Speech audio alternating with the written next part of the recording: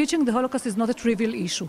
The Holocaust was such an extreme event that you have to teach it properly, knowing that you will always be doomed to teach only partial part of the story. What are the mistakes? How do you see the Holocaust being taught in a way where you're saying, no, this is not the way? I mean, there are many mistakes, such as traumatizing students. People are thinking that as we are living in a very extreme era, people are used to multimedia and they are overwhelmed and overloaded with new venues of messages. They have to go straight into the extreme. And we think that Holocaust education shouldn't be, we don't believe in traumatic learning and traumatic lessons. It has to fit the emotional, intellectual level of the students on one hand. Another difficulty is the difficulty of the contexts in which the Holocaust is being taught. Because, in many cases, in many educational systems, they're trying to pull the Holocaust into a context which is relevant to the specific country or the specific area, and abandoning and flattening the complexity and depth of the Holocaust. What I tried to do today was to point out that before you deal with the context of what happened then, you have to deal with what actually happened and not distort it and trivialize it as many people do. And the fact is that what happened then has an impact today, and there are the incitement to the destruction of the Jewish people especially certainly exists. It exists in parts of the Muslim world, it exists in Iran, it exists in many other places, but it's not only there. And because of what happened, and the Holocaust was a precedent, we must be very careful that it should not be repeated.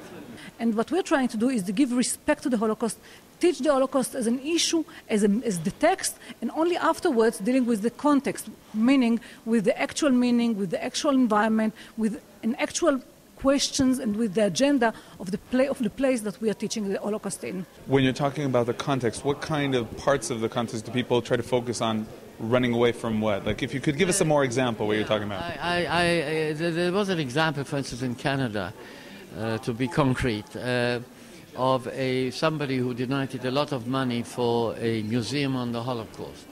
And then he died, and the people who were supposed to use the money decided to change and to make a museum of human rights, in which one small part would be devoted to the Holocaust, on the assumption that all denial of human rights lead to genocide. They don't. Denial of human rights can be just that, denial of human rights, which is bad in itself, but does not necessarily lead to mass murder.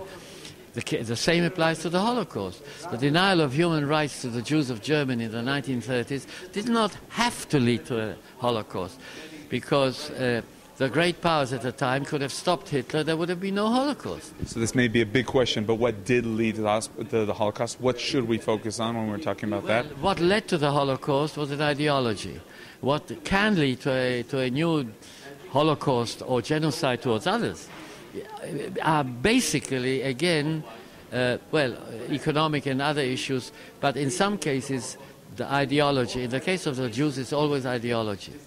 And so we have to deal with that, and that's very difficult, but it can be done.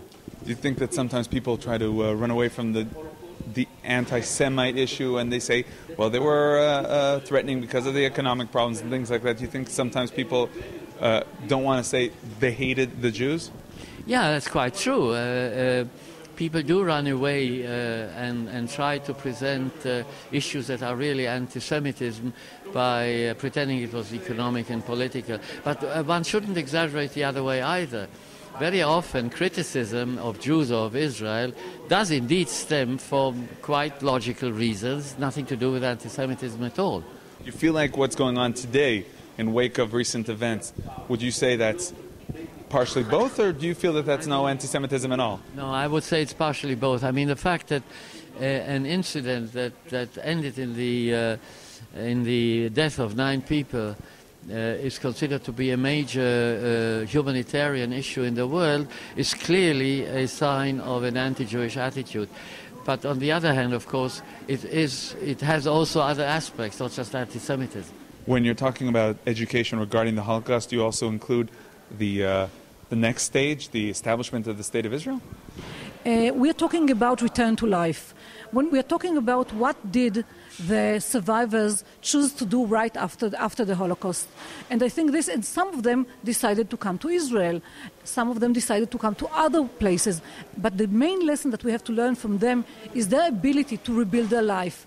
Instead of, going into hatred, instead of going to revenge, they went to rebuild their life as a productive people to their society, as an active people, and that amazes us. And I think this is a very important lesson for human beings, as generally speaking, and for us as Jewish people especially.